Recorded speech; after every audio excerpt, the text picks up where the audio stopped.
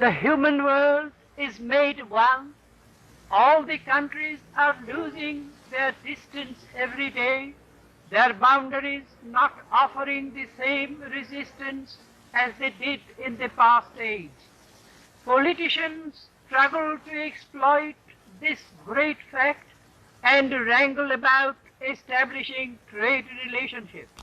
But my mission is to urge for a worldwide commerce of heart and mind, sympathy and understanding, and never to allow this sublime opportunity to be sold in the slave markets for the cheap price of individual profits, or be shattered away by the unholy competition in mutual destructiveness.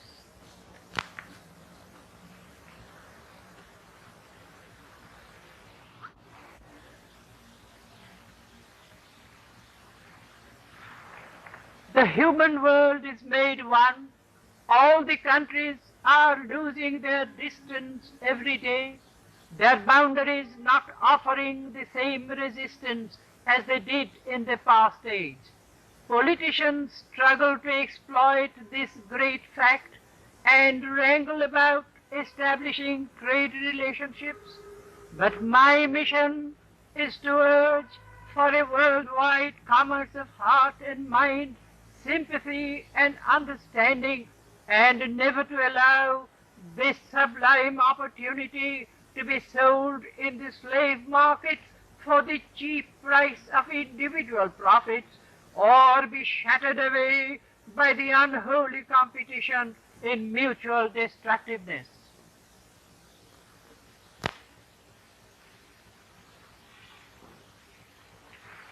The human world is made one.